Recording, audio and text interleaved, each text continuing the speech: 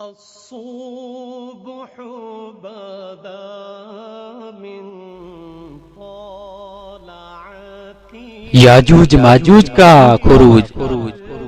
دجال لعین کے قتل کے بعد حضرت عیسیٰ علیہ السلام کو حکم ہوگا کہ مسلمانوں کو کوہ طور پر لے جاؤ، اس لیے کہ کچھ ایسے لوگ ظاہر کیے جائیں گے جن سے لڑنے کی کسی میں طاقت نہیں ہوگی۔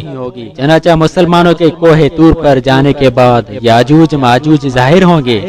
یہ اس قدر کثیر ہوں گے کہ پہلی جماعت بحیرہ تبریہ پر جس کا طول 10 میل ہوگا جب گزرے گی تو اس کا پانی پی کر اس طرح سکھا دے گی کہ دوسری جماعت جب آئے گی تو کہے گی کہ یہاں کبھی پانی نہ تھا۔ غرض یہ لوگ مور و ملخ کی طرح ہر طرف پھیل کر فتنہ و فساد کریں گے۔ جب اس سے فرصت پائیں گے تو کہیں گے کہ زمین والوں کو قتل کر لیا، آؤ اب آسمان والوں کو قتل کریں۔ یہ کہہ کر اپنے تیر آسمان کی طرف پھینکیں گے۔ خدا تعالیٰ کی قدرت کے ان کے تیر اوپر سے خون آلود گریں گے۔ یہ اپنی انہی حرکتوں میں مشغول ہوں گے اور وہاں پہاڑ پر حضرت عیسیٰ علیہ السلام اپنے ساتھیوں کے محصور اور قلعہ طور میں قلعہ بند ہوں گے۔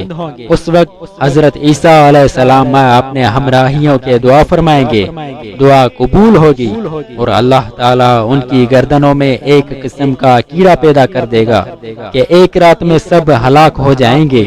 ان کی ہلاکت کے بعد حضرت عیسیٰ علیہ السلام اور آپ کے اصحاب پہاڑ پر سے اتریں گے اور دیکھیں گے کہ تمام زمین ان کی لاشوں اور بدبو سے بھری پڑی ہے۔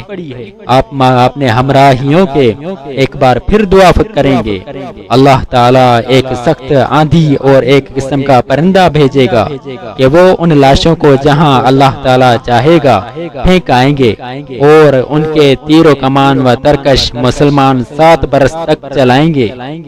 پھر اس کے بعد بارش ہوگی جس سے زمین ہموار ہو جائے گی۔ اب زمین کو حکم ہوگا کہ اپنے پھلوں کو اگا اور آسمان کو حکم ہوگا کہ اپنی برکتیں ڈال دے۔ پھر تو یہ عالم ہوگا کہ ایک انار سے ایک جماعت کا پیٹ بھر جائے گا اور وہ اتنے بڑے بڑے ہوں گے کہ اس کے چھلکے کے سائے میں ایک جماعت آ جائے گی۔